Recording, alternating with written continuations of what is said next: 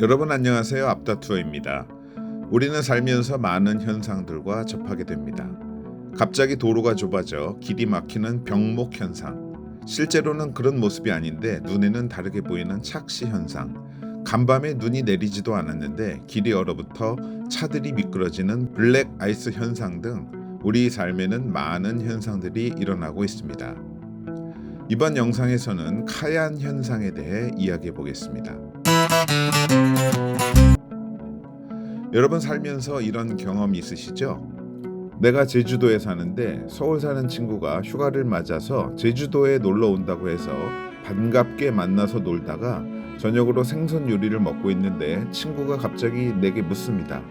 너 혹시 다금바리와 능성어의 차이가 뭔지 알아? 아니 내가 수산물 시장에서 일하는 사람도 아니고 그걸 어떻게 알겠습니까?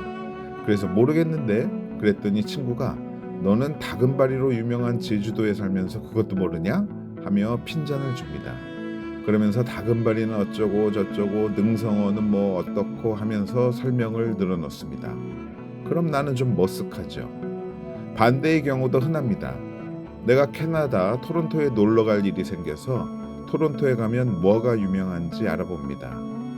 나이아가라 폭포도 좋고 CN 타워도 좋고 아무튼 이것저것 검색하고 찾아보다가 재밌는 걸 알아냅니다. 나이아가라의 뜻이 네이티브 아메리칸의 말인 오니가라에서 유래되었다고 합니다. 뜻은 천둥 소리를 내는 물이라고 하네요. 나는 토론토에 가서 관광을 하고 친척을 만납니다. 그리고 친척에게 물어보죠. 나이아가라 폭포 가봤어? 당연히 친척은 많이 가봤다고 합니다. 그럼 또 내가 묻습니다. 그럼 너 나이아가라가 무슨 뜻인지 알아? 친척이 그런 것까지 알리는 만무합니다. 그럼 또 내가 의기양양하게 설명합니다. 이러이러한 이유에서 그런 이름이 붙은 거래 하면서요. 사실 이런 경우는 우리 일상에서 굉장히 많이 일어납니다. 젊은 외국인 친구가 한국인에게 막걸리 만드는 법 아냐고 물어보고 모른다고 하면 자기가 막 설명을 해준다든지 부산에 사는 친구에게 밀면의 유래에 대해서 장황하게 설명해주는 서울 친구라든지 말이죠. 이런 경우 대부분 아는 쪽은 좀 의기양양하게 약간은 잘난 척하기 마련이며 모르는 쪽은 조금 당황스럽기 마련입니다. 그런데 이제부터는 그럴 필요가 없습니다. 이제 우리는 카얀 현상에 대해 알게 될 것이기 때문입니다.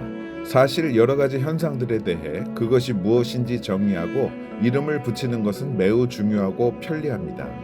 만일 병목 현상이라는 정의와 명칭이 없었다면 우리는 친구에게 약속에 늦은 이유를 이렇게 설명해야 합니다.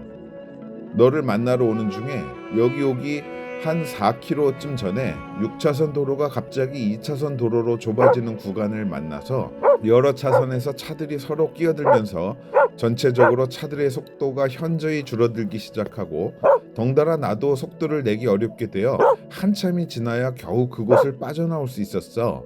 이렇게 말이죠. 그런데 이 긴 설명을 병목 현상이라는 용어를 사용하면 간단하게 4km 전쯤에 병목 현상이 있어서 늦었어 라고 하면 되는 거죠. 자, 그럼 카얀 현상이 무엇인지 정의해 보도록 하겠습니다. 우선 이 영상에서 말하는 현상이라는 것은 매우 철학적인 정의이거나 논리적으로 거창한 그 무엇인가가 아니라 우리가 일상생활에서 흔히 쓰는 일상 용어라는 점을 먼저 밝혀둡니다. 그런 관점에서 말하자면 카얀 현상은 일시적 학습에 의해 일반적 외지인이 일반적인 현지인보다 현지 사정을 더 잘 알게 되는 정보 역전 현상을 말합니다. 왜 일시적 학습과 일반적 외지인이라는 단서를 달았냐 하면 외지인이라 할지라도 오랫동안 연구를 한 학자들이나 전문가들은 현지인보다 많은 것을 아는 게 당연한 일이니까 이런 것은 카얀 현상이 아니라는 점을 말씀드리기 위함입니다. 그럼 좀 전에 많은 예를 들었던 상황이 무슨 현상인지 아시겠죠? 바로 모두 카얀 현상에서 비롯된 것입니다.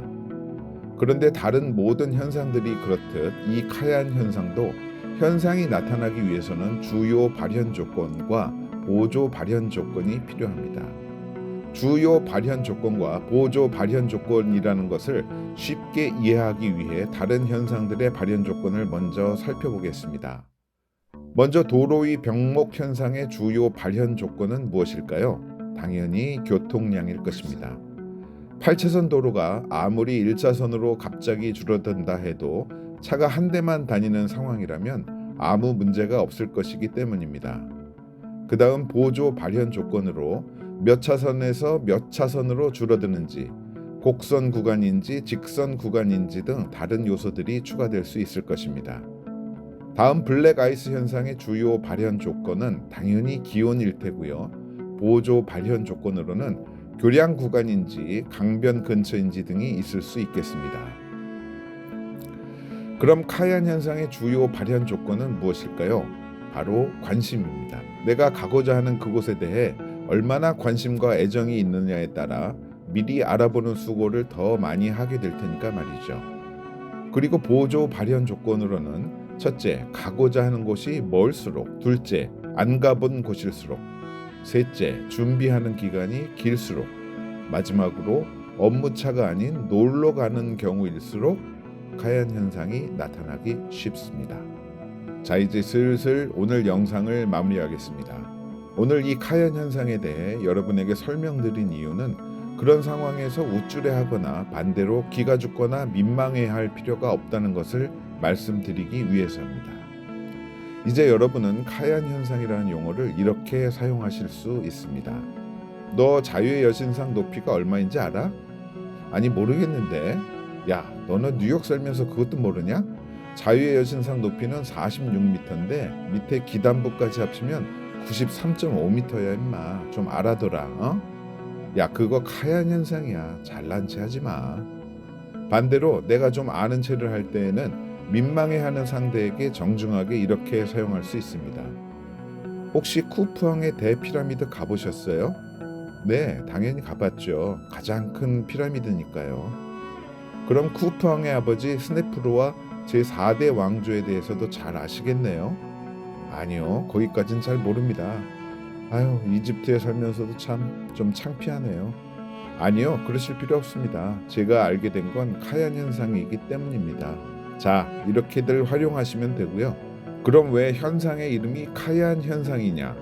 그것은 이 현상을 앞다투어 채널에서 가장 처음 정의하고 이름을 붙인 것이기 때문입니다. 혹시나 이러한 현상이나 유사한 사례에 대해서 누군가가 먼저 정의를 내린 것이 있다면 댓글로 알려주시기 바랍니다. 근데 제가 많이 찾아봤는데 없더라고요. 먼저 정의한 사람이 없다면 제가 제일 처음 만든 게 맞는 거고요. 앞으로 카얀 현상 많이들 사용해 주세요. 감사합니다. 안녕히 계세요.